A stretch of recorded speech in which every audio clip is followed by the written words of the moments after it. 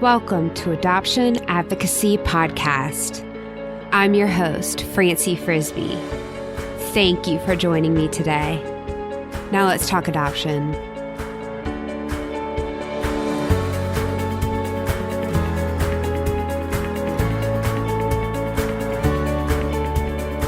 Everyone. Today on the podcast, we have Janelle Maloney, and she is here with her son, David. Janelle is the author of the book, Unadoptable: Faith Beyond Foster Care, and David is the author of the book, Adoptive Moms Are Great, Adoptive Dads Are Awesome. So welcome to the podcast, guys. Hi. I'm Janelle Maloney, and I'm also the author of AdoptionToLife.com. I am an adoptive mother of one, and here with me today is my one son, David, my forever son. Hi everyone, I'm David. I'm 11. I like math. This is my first podcast ever. I'm happy to be here today. Oh, good. So I was David's foster mom back in 2015. And this was shortly after his biological parents had lost their rights to him and his siblings.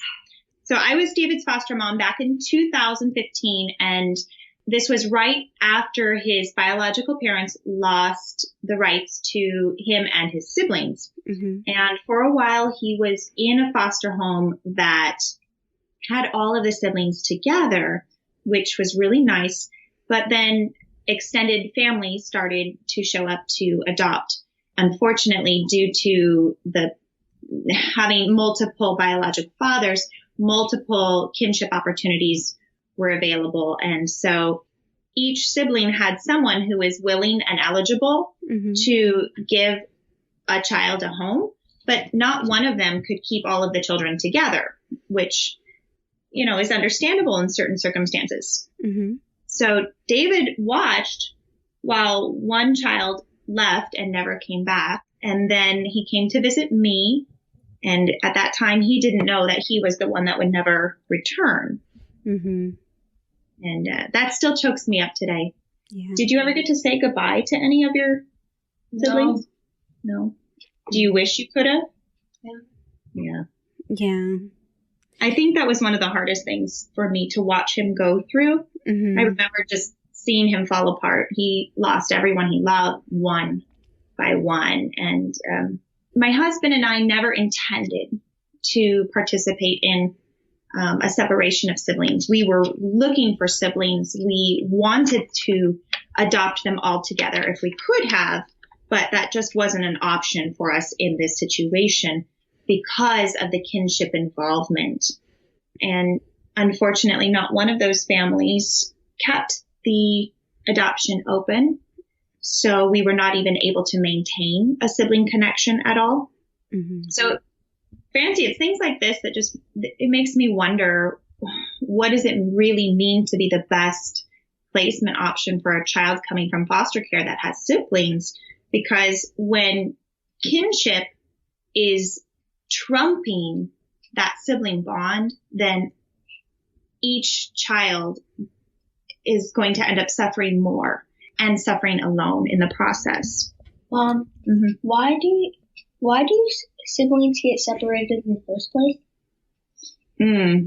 Well, that's a very tricky question to answer in specifics. It depends on each individual child and each parent situation. And the answer does get more complicated when there's more than one biological mother or more than one biological father involved. But you see, the judge has to listen to the biological parents, to the foster parents, to the relatives, social workers, or maybe even a therapist too, to make a really wise decision for that individual child who is under a certain age. And sometimes when they're making these decisions, they assume that children are too young and they don't understand what's going on. Or maybe they think, oh, you're young enough and you'll bounce back from this separation. How's that sound for you? Did you bounce back? Were you too young? No way. That was not right. I was 4 when I entered the foster care. Mm-hmm. I But did you like not know what was going on? No, I did not. Well, I did know what's going on. I knew what was going on with my siblings. I wasn't so little that I didn't know who my siblings were. I was the one who raised them. I changed their diapers. I gave them their bottles. They were everything to me, and I love them. I love them and still love them today. I know you do. I know you do, yeah. And how many siblings were there? 2. You had 2 siblings, David? Mm-hmm. And you remember when they were born? Yeah. That must have been really hard for you. Yeah, David was the parent for the majority of their lives. So for me, I think when there is a separation needing to happen or due to circumstances, the oldest child needs to have a bigger say, and they need to have someone stay close to them. And I mean, you're really taking away their identity. You're taking away their life. These are their babies, and it's extremely hurtful. So as a family, we've been a family now for 4 years. We have decided to make it an absolute priority. So we honor, we talk about, we have photos, we sit and dream about reunifying the children at the very first opportunity. And we're going to share some ways with everyone of how we do that, how we preserve those memories and keep them close to our hearts. Sure. We made a memory book called the Life Book that was a bunch of things from my time from foster care all the way up to my adoption ceremony. There are things like family trees, letters, and cards from people, drawings I've made, and stories I wrote about my family. We even put pictures in it. Wow, that's really cool. Yeah, the life books are very common. They taught us to do that in our foster parenting classes. And I don't think I realized how critical they were. I kind of was like, well, it's a picture book and how much is this really going to matter? But now that I know David and his story, it really matters. We look at that book a lot. We go through it, we add to it, we update it, and it's extremely valuable. Look, I realize that as babies, they might more easily forget me, but I can never forget them. But no one asked me how I would feel if they were taken away from me. That's true. That's true. And you said you got to say goodbye to someone or no? No, only my sister. You got to say goodbye. What would you say to your sister if she were here today? I would say that, how are you doing? How is school? How is life? Love you. Oh. Yeah. I haven't been able to meet the siblings, but I really wish that one day maybe I can. And we are really looking into that for the future. So on top of this book, where you write little memories of the first time you met, and you maybe have pictures from the child services office and such, David was very, very lucky because his foster placement that had all the siblings, they actually actively took pictures of all the kids together. And so we do have those and last. from my birth parents. Yes. So when the birth parents had their visitations, that family communicated really well with them, and they were able to collect pictures of the children as babies. So we actually have baby photos and even little mementos. I think we've got some birthday cards. So you have like your parents' handwriting and stuff in there. My uncles and my aunts handwriting. Yeah. So that blew my mind that they would be willing to share that even before knowing what the outcome of the situation would be. And I heard before of foster parents keeping little treasure boxes with these things in there. And now I know, and I appreciate how important this is. And I know David appreciates it too. And is David's adoption closed with his biological parents? It is, but we have specifically asked the other families who adopted the siblings to maintain a connection. And that was just completely shut down. So I don't understand that personally, I wish that that was not the case. We are not kinship. We have no ties to anyone. So, but that's not for me to decide. Each parent has to go through that and decide what they want. They have to make the decision for them, right? Mm-hmm. And so we feel a little bit out of the loop, but we want to maintain that hope. And we have always told David that we will help him find his siblings in the future. That's never, ever been out of the question. And even finding his parents if they're still around, depending on what those circumstances might be. I love that book. It makes me cry and laugh. What makes you cry when we look at the book? My siblings, especially my sister when she puts up the wrong age that she is. Oh, yeah. What makes you laugh? That's what makes me laugh and cry. Mm-hmm. Oh, there's also something else in the book that... Can we tell them about the teeth? I was just thinking that. There's, I mentioned this to Francie earlier. His foster family also collected his baby teeth. And I don't know if they did this for the other kids too. I don't know. But they kept them out in this little baggie. And to me, I just can't. They're gross. They're drying out. And decrepit. They're decrepit. That's a good word. And they just get more yellow every single year. But he loves it. He loves to go see his little baby teeth. I make Mom go to the page, and it's like I torture her with them. That's an example of how it really just makes us laugh. And it connects. Mm-hmm. It's a really big physical representation of life before and after. And he is still who he is. And his siblings are still who they are. Yeah. I've also been keeping folders of letters for my siblings to give to them when I can see them again. Mm-hmm. We just cleaned his room today and pulled out little folded notes that he needs to add to his folder. So he writes to them. How often do you think you write to your siblings? I wish I could do it every day. Yeah. That's what I'm going to do after this. Awesome. And your schoolwork. I don't have schoolwork. So, yeah, as he mentioned, we actually let him write letters to his siblings. And he also does creative writing about them. But we know that he can't really deliver those. But it is very cathartic. It helps with the healing process. And, I mean, I guess we kind of delivered. We used to send some up into the sky in balloons. That was okay too, but it's also nice to have them in your little binder so we can actually deliver them later, right? Yeah. Hopefully one day you'll be able to give them some of those letters, and I'm sure that will make them feel good knowing that you were thinking of them all that time. Oh, yeah. Yes. I hope so.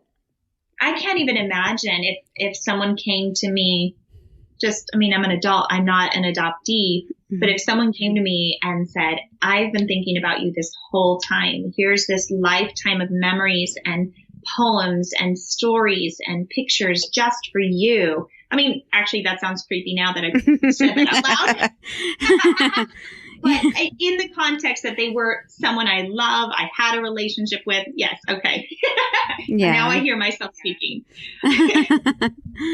So I did actually tell him to write about his siblings specifically for school. They had this project where you had to write about a family member. And that was cool. Yeah. Mom thought it would be good to get out my anger and my stress by writing to my siblings and write a poem to my sister. And I did. Got published in a book and it won an award. Oh, wow. Yeah. Yeah, he won a national poetry contest. And $25. Yeah, and money. That was amazing. So that was really validating to use that energy in a positive way. And it really got received well by the community. And so that's a nice thing that he can continue to have in his heart, that perception of him sharing about his siblings. Can we sometimes check for my siblings on the internet?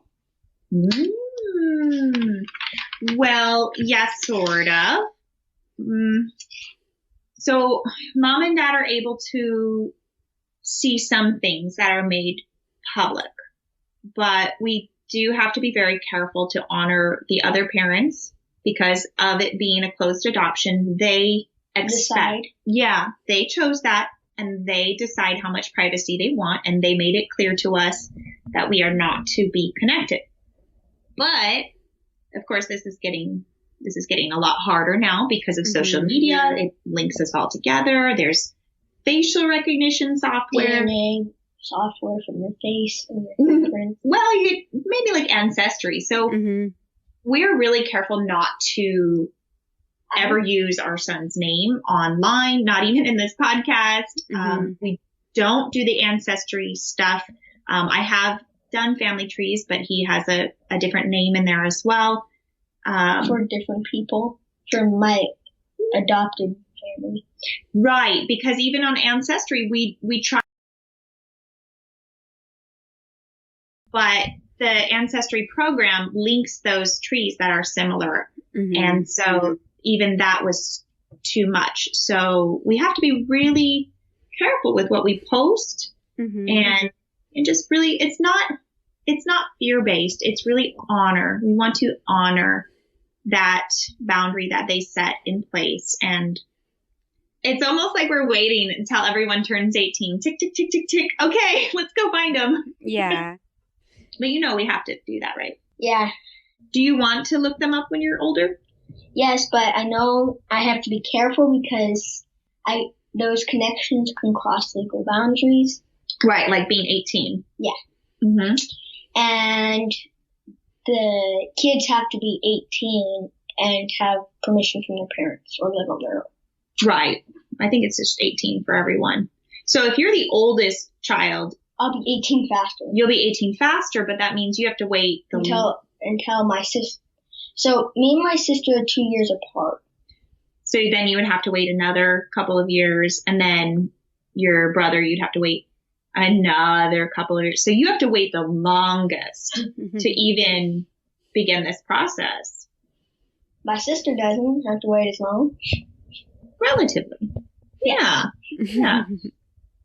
So do you want to connect to them through social media? Do you want to be friends at some point online? Yeah. Plus, it should be pretty easy, actually.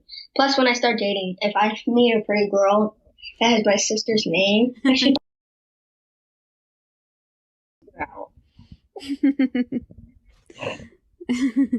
That's very true.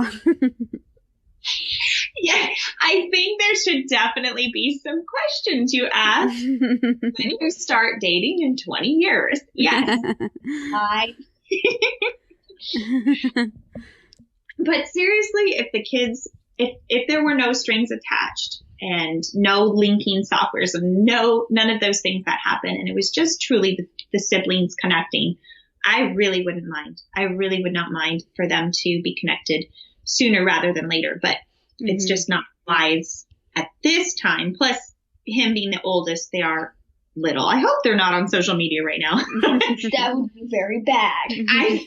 Most people don't allow that right now.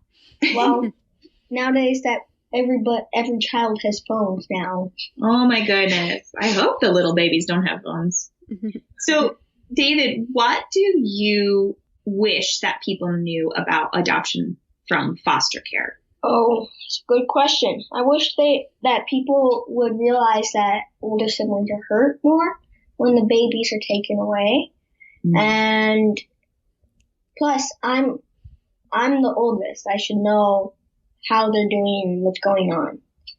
And I was the one that took care of them. Yeah. I acted like a mom or dad to them. Right.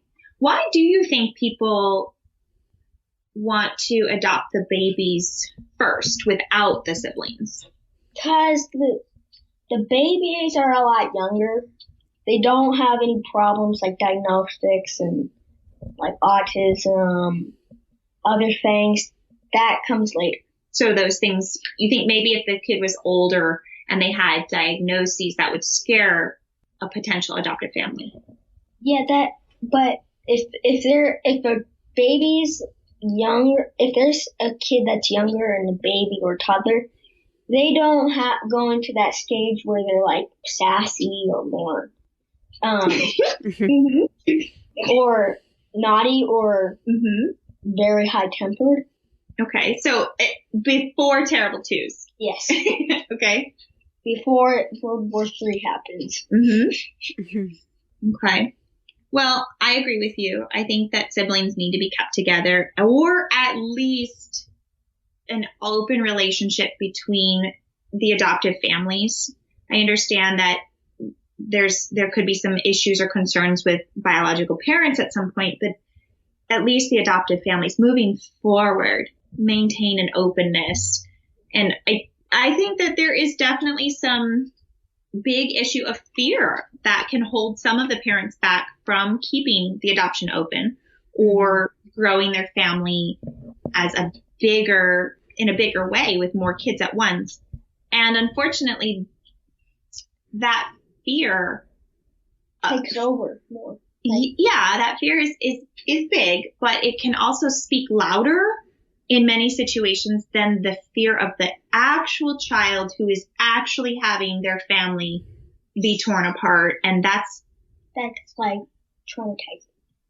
It's traumatizing and it's not fair. It's really not fair. And I think we have a lot of people on the airs talking about what to do in this situation. And these are adults. These are professionals talking about what happens and how these children can rebound and how they let the connection go and they mourn the loss like a death. But that is not hearing from the child, and the child needs those siblings.